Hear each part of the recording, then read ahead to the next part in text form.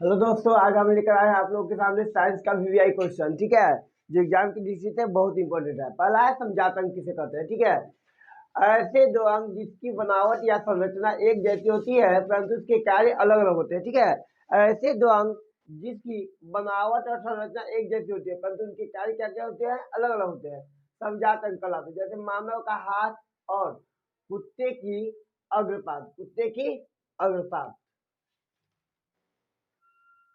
दूसरा असमजात अंग किसे कहते हैं। ठीक है, तो ऐसे दो अंग जिसकी बनावट और संरचना भिन्न हो परंतु उसके कार्य एक जैसे होते हैं, असमजात अंग कहलाते हैं। ठीक है, यानी ऐसे दो अंग जिसकी बनावट और संरचना भिन्न हो परंतु कार्य एक जैसे होते हैं, असमजात अंग कहलाते हैं। तीसरा क्वेश्चन है, रेडियो काल निर्धारण से आप क्या समझते हैं। तो यह जीवाश्म की आयु ज्ञात करने की एक वैज्ञानिक विधि है। यह जीवाश्म की आयु ज्ञात करने की एक विधि है। इस विधि के द्वारा पुरानी से पुरानी वस्तुओं का मतलब जो आयु है वो ज्ञात कर सकते हैं। चौथा है, अनुवांशिकी गुण क्या है। अनुवांशिक गुण क्या है, वैसा गुण जो बच्चे में उनके माता पिता से आता है, अनुवांशिक गुण कहलाता है। ठीक है, वैसा गुण जो बच्चे में उसकी माता पिता, ठीक है, से आता है, अनुवांशिकी गुण कहलाता है। वैसा गुण जो बच्चे में उसके माता पिता से आता है, अनुवांशिकी गुण कहलाता है। ठीक है, जैसे लंबाई, जैसे लंबाई।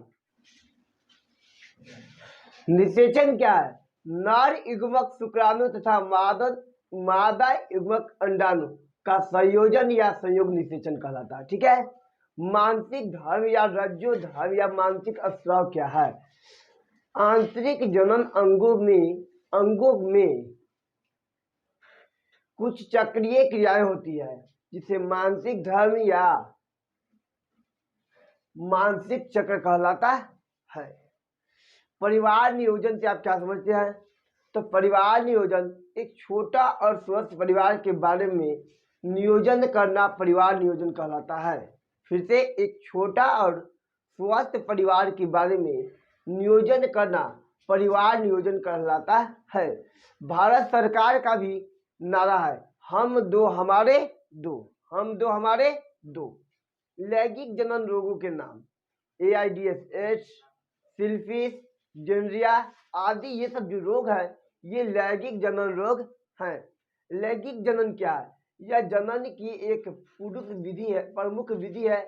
दुनिया में अधिकांश जीव इसी विधि के द्वारा अपने जैसे संतान में वृद्धि करते हैं। लैंगिक जनन क्या है, यह जनन की एक प्रमुख विधि है। दुनिया में अधिकांश जीव इसी विधि के द्वारा अपने जैसे संतान में वृद्धि करते हैं।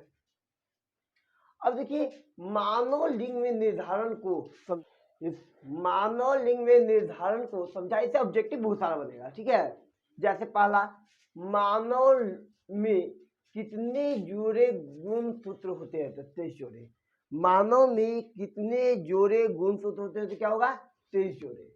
ठीक है, जिसे क्या कहते हैं, क्रोमोसोम कहते हैं। क्या कहते हैं, क्रोमोसोम कहते हैं। ठीक है, जिसमें 22 जोड़े क्रोमोसोम एक जैसे होते हैं, जिसे ऑटोसोम कहते हैं। क्या कहते हैं, ऑटोसोम।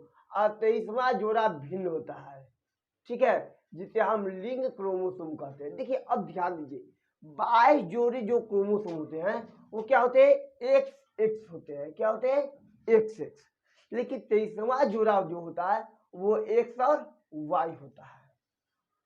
ठीक है, ये ही कारण है कि आपको मतलब पुरुष बच्चा और बच्ची में फर्क होता है। इसी कारण से लड़का होगा या लड़की इसी पे निर्धारण करता है, 23वां जोड़ा पे। ये दो प्रकार के होते हैं, एक्स और वाई। एक्स क्रोमोसोम लंबा और छड़ के आकार का होता है, लंबा और छड़ के आकार का, जबकि वाई क्रोमोसोम बहुत छोटे आकार के होते हैं। जिससे नर में एक्स और वाई दोनों क्रोमोसोम होते हैं, नर में एक्स और वाई दोनों होते हैं, और मादा में केवल एक्स एक्स होते हैं। इसीलिए लड़का या लड़की का होना नर पे निर्भर करता है, ना कि किसी मादा पे। ये ध्यान रखिएगा, लड़का या लड़की होना नर पे निर्भर करता है, ना कि किसी मादा पे। पर मादा में वाई क्रोमोसोम नहीं होते हैं, उसके स्थान पर एक और एक्स क्रोमोसोम होता है, अर्थात मादा में 2 एक्स क्रोमोसोम लिंग क्रोमोसोम के रूप में रहते हैं। ये वाई और वाई क्रोमोसोम ही मनुष्य में लिंग निर्धारण के लिए उत्तरदायी है, हम अभी बताए थे।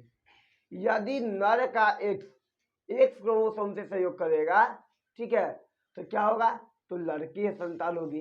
अगर नर का वाई क्रोमोसोम एक्स के साथ सहयोग करेगा तो जो संतान होगा वो क्या होगा, लड़का होगा। अतः बच्चे का लिंग पूर्णतः उसके पिता पर निर्भर करता है कि लड़का होगा या लड़की। अगर अच्छा लगा तो लाइक और सब्सक्राइब करें, ठीक है। कल हम फिर लेकर आएंगे आप लोगों के सामने video. Can anybody out there hear me?